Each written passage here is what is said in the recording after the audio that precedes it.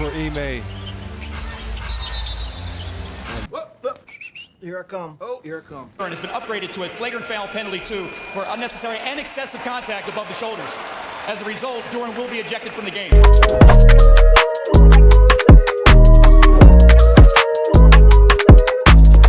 Ain't no fucking way, boy. Boy, ain't no way, boy. Boy, ain't no... He didn't get stabbed, right? Vlad, shut the fuck up with that shit. Okay. My Houston Rockets. Damn, we 0-2. But look though. So if you don't know, I'm a big Kevin Durant fan. You feel what I'm saying? Super fan, you dig? Wherever he go, I go. So I've been an OKC fan. I've been a Brooklyn fan. I've been a Phoenix Suns fan. I've been, you know what I'm saying? Wherever he's gone, now I'm a Houston Rockets fan. Wherever he's gone, that's where I'm at. You dig what I'm saying? But the thing is, from what I've seen for the past 2 games and just how we've been playing, because we've been competitive in every game, it's basically about the end of the game. And that's what you get when you get new players coming to new teams and you have new chemistry. You have to find out what works during that time. You feel, especially when you play good teams. Now, Detroit is a good team. We know that from last year. They came a long way. You feel what I'm saying? Not last year, but the year before that, they had one of the worst losing streaks in NBA basketball history. Coming back to last season, they make it to the playoffs. You dig what I'm saying? This last sequence between Kevin Durant and Sengun is basically based off of the pick and roll and them making the right play.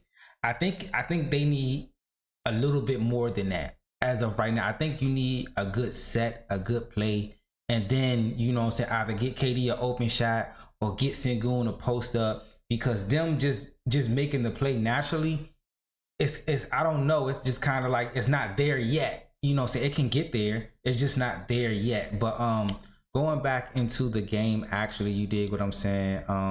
It was a good game. It was kind of frustrating just watching them and stuff like that. You had Cade Cunningham, who's a bucket.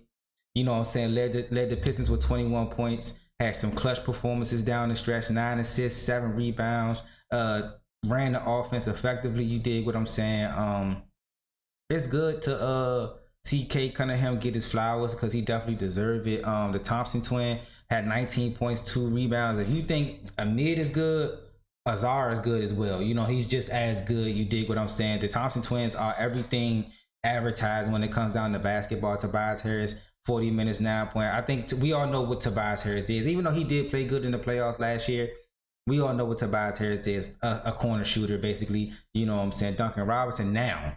Get into Duncan Robinson. This is what is, and this could potentially be an NBA Finals matchup. I can see that. But Duncan Robinson going to the Detroit Pistons, and this Detroit Pistons roster, it makes so much of a difference. Like this, now that I know that he's on this team, I kind of put them like at 2 or 3. I'm gonna put New York at 1 because it's still New York. Boston, I don't really know yet. You feel what I'm saying? Anybody, Milwaukee too, like we just don't know with Milwaukee. So for the simple fact that who else is over there besides, you know what I'm saying, Giannis? He needs another guy, in my opinion, but he's been on a tear too. But Duncan Robinson is that guy that spaces the floor, and he's a consistent knockdown shooter, with Cade getting his shot any kind of way. A Thompson being a two-way player. Like, I'm liking this team. They got big guys that play the 4 and the 5 position. That plays well. They have playoff experience. Like this Detroit Pistons team, you cannot sleep on. You feel what I'm saying? But you got Duncan Robinson hitting 4 threes. Jalen Durant, you know what I'm saying, he got ejected. That's the clip that you seen earlier in the video. You did what I'm saying. Also, Paul Reed. Now, even though his shot ugly as shit, he knocked that shit down, bro. And he good job. Like, that's what I learned a lot about this Pistons roster watching this game last night. I was locked in all night. You know what I'm saying? I definitely wanted to see how, you know, some KD and the Rockets and Sengun and these boys bounce back. But like I said, I'm not worried yet. I'm not like in the uproar. I get it. You know what I'm saying? This is a new, not really a new roster, but a new piece entering the roster. So they have to kind of find their chemistry, find their way. So I'm not really, you know what I'm saying, in the uproar about it. This is you got to remember, the Houston Rockets were a top-rated defensive team last year. their knock on that team was they didn't really have nobody that can put the ball in the bucket when it came down to playoff time. Because, you know, in playoff time, a lot of shit slow down. It becomes a half court type of game. You need players that can really, you know what I'm saying, actually put the ball in the bucket from, you know what I'm saying, difficult spots on the floor. Sometimes it's a player thing and not a team thing. You know what I'm saying? When you got a 6'11", 7-foot KD, he can rise over top of a defense and shoot the ball. He don't necessarily have to be wide open all the time. You dig what I'm saying? But as you can see right here, the Houston Rockets, they go for Kevin Durant goes for 37 points. He 3 for 3 from outside. He's 16 for 18 from the free throw line. So he was getting to the free throw line. He was moving without the ball as well.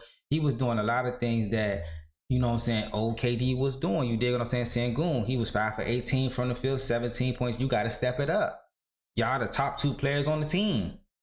You know what I'm saying? I need, if Kevin Durant go for 30, I need Sengun to go for 25 or 30. You feel what I'm saying? And that's the difference. Like, KD, you have to be that easy money sniper from the outside and on your ISOs. And then Sengun, you got to play that bully ball. You dig what I'm saying? Jabari Smith, he had a poor shooting night, finishing with 11 points, 3 for 14 from shooting. You got to shoot better. These guys are going to conduct a double team. So when the ball swing your way, when they find you, knock that shit down. You feel what I'm saying? Amid 10 points, 4 rebounds. You know what I'm saying? I think that you have to affect the ball game like I don't want to say Ben Simmons, but more like a Jason Kidd. If they got you at the point and you're, you know what I'm saying, 6'8", 6'9", you, first of all, you have to be a Swiss Army knife, and you have to be so intense on a defensive end. You have to make that other team's point guard not even want to bring the ball down.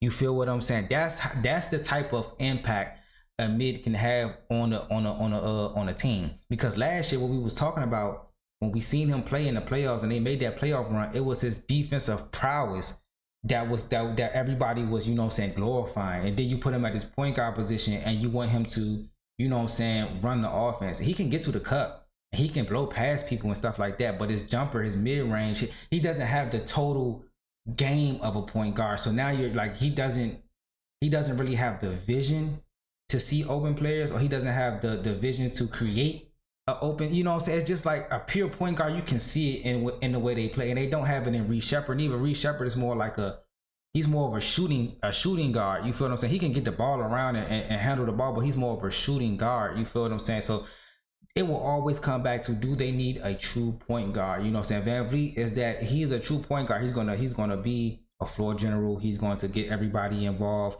He can hit the occasional 3-pointer and stuff like that. Like, that was a real blow to this team.